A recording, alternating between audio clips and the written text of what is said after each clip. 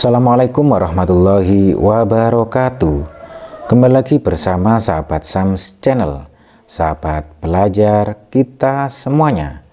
Pada kesempatan ini kita akan kembali membahas soal-soal asesmen sumatif akhir semester 1 pada mata pelajaran Ilmu Pengetahuan Alam dan Sosial kelas 3 tingkat sekolah dasar atau madrasah ibtidaiyah. Tentunya semoga video ini bermanfaat buat kalian semuanya sehingga prestasi kalian semakin meningkat. Dan bagi kalian yang baru menemukan channel ini, jangan lupa untuk like, subscribe, dan nyalakan loncengnya, serta bisa kalian bagikan kepada teman-teman kalian semuanya agar video ini semakin bermanfaat. Baik, langsung saja kita mulai dari soal yang pertama. Hewan yang memiliki rambut lebat dan lembut serta suara meong adalah A. Anjing, B. Kucing, C. Kura-kura, D. Burung. Ya, anak-anak semuanya, hewan yang memiliki rambut lebat dan lembut serta suara meong sangat bisa kita duga sekali, yaitu kucing. Sehingga jawabannya adalah B. Adapun untuk anjing bunyinya bukan meong, apalagi kura-kura maupun burung. Soal nomor 2. Ikan dapat bergerak di dalam air karena mempunyai A. Insang, B. Sirip, C. Ekor, D. Sisik.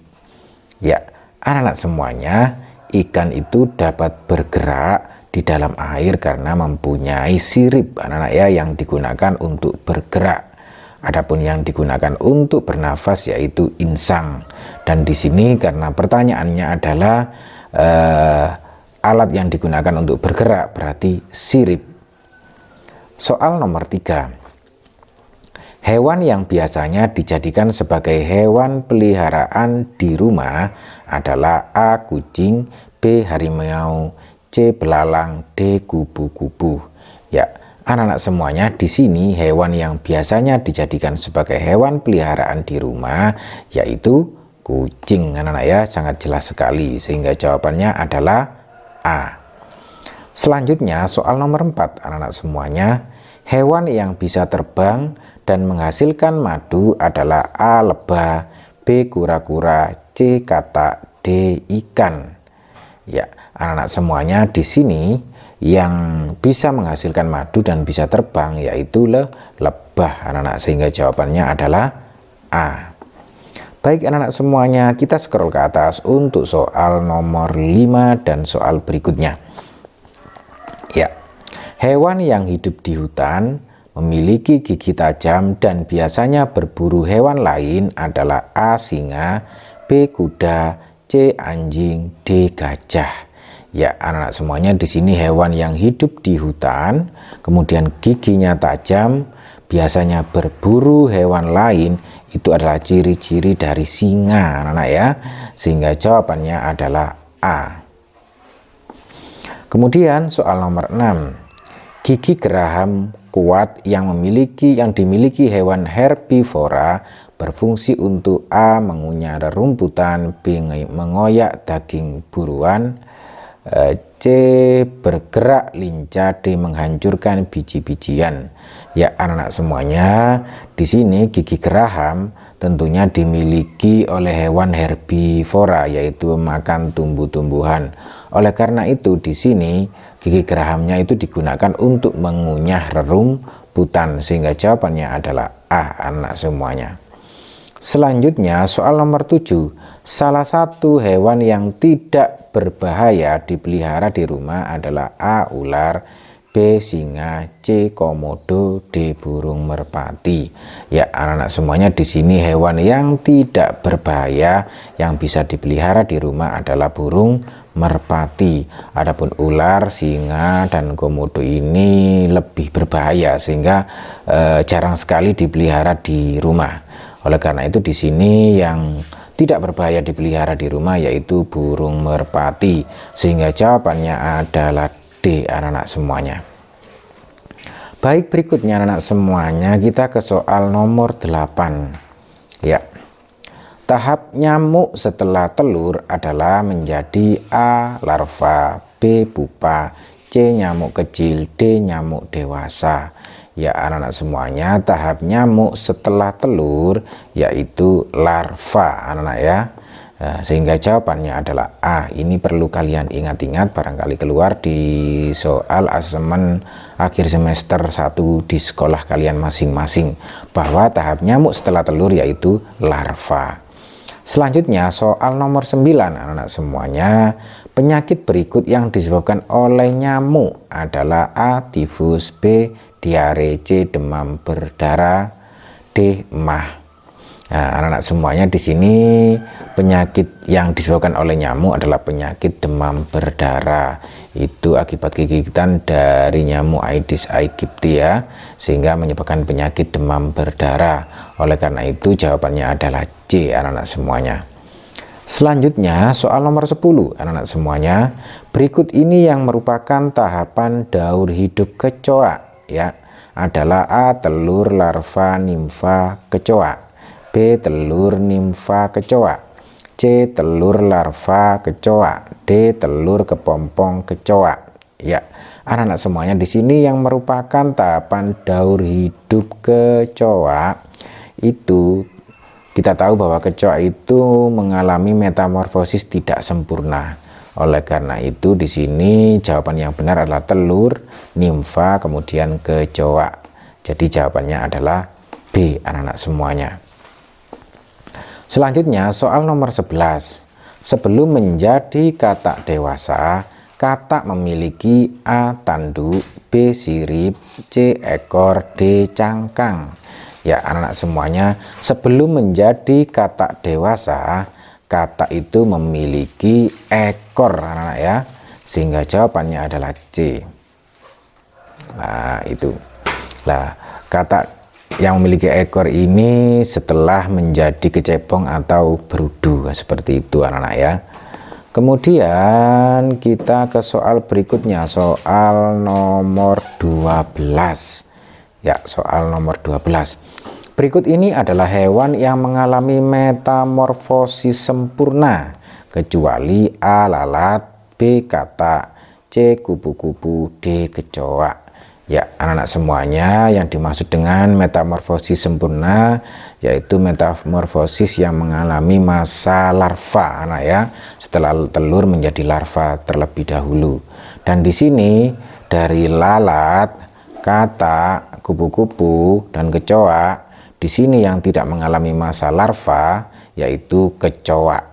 Jadi jawabannya adalah D, bahwa kecoa itu telur kemudian menjadi nimfa langsung kecoa, tidak ada masa larvanya. Kemudian soal nomor 13. Di bawah ini yang merupakan peran tumbuhan dalam suatu ekosistem adalah A. menghasilkan makanan untuk hewan pemakan tumbuhan, B. membuat sarang untuk hewan, C. membuat lingkungan ekosistem lebih dingin, D. mengatur curah hujan. Ya, di sini anak semuanya peran tumbuhan dalam suatu ekosistem yaitu menghasilkan makanan untuk hewan pemakan tumbuhan. Itu adalah peran tumbuhan dalam suatu ekosistem. Sehingga jawabannya adalah A anak-anak semuanya. Selanjutnya soal nomor 14. Di bawah ini yang termasuk komponen abiotik adalah A. padi, B. ikan, C. bintang laut, D. bebatuan.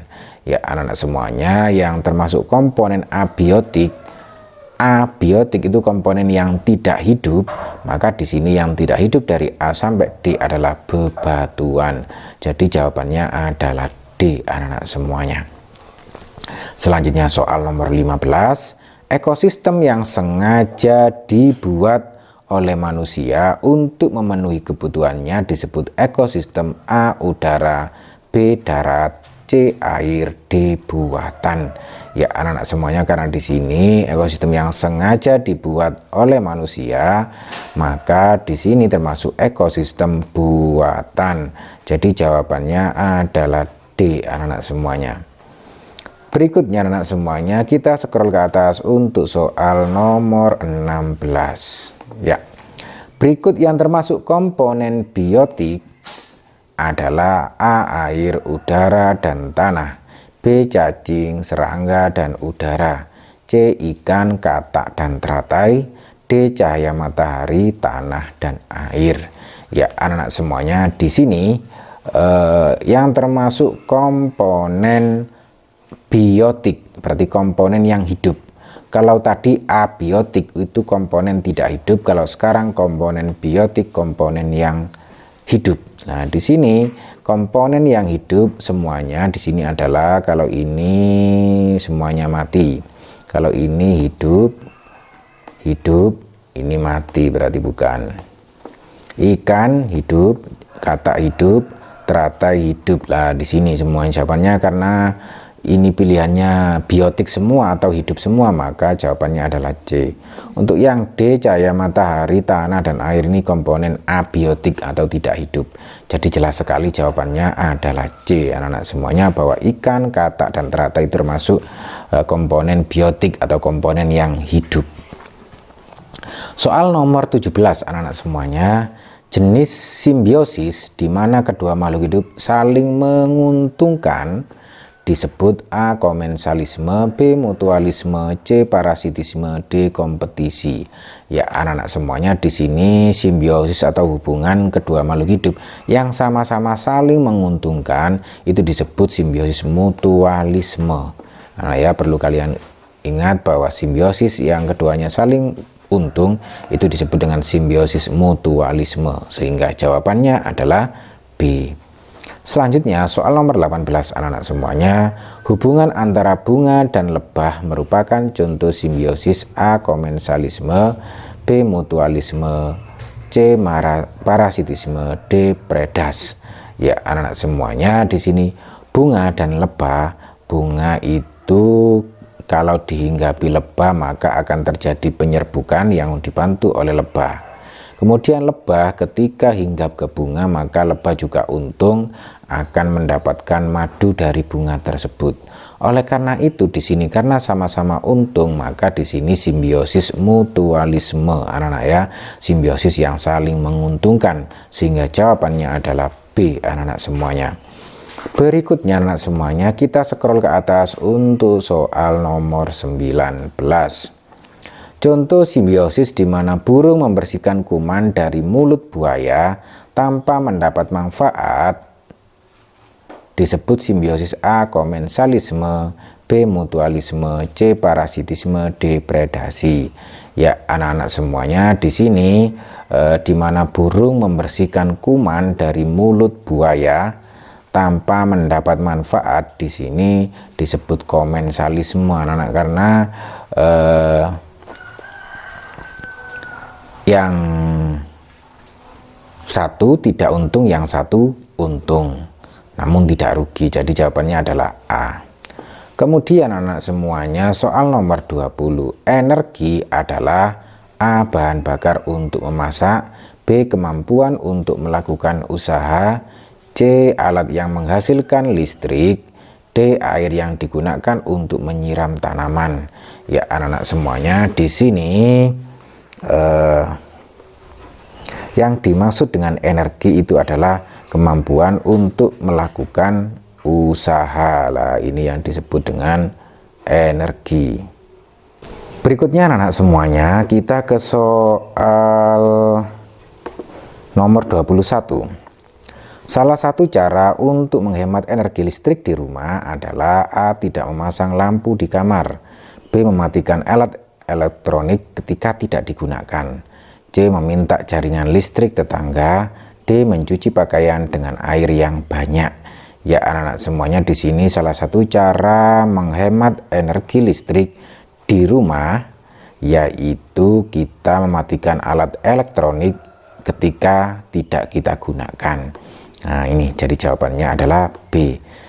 Itu jadi semua alat elektronik yang tidak kita gunakan untuk menghemat ya harus kita matikan, anak-anak semuanya ya. Berikutnya soal nomor 22. PLTA mengubah energi gerak air menjadi energi. A. Bunyi, B. Panas, C. Listrik, D. Cahaya. Ya, anak-anak semuanya, PLTA itu mengubah energi gerak air menjadi energi listrik. Jadi jawabannya adalah C, anak-anak semuanya. Baik, berikutnya anak-anak semuanya kita scroll ke atas untuk soal nomor 23. Peralatan rumah di bawah ini yang tidak menggunakan energi listrik adalah A. Kulkas, B. Lampu, C. AC, D. Panci.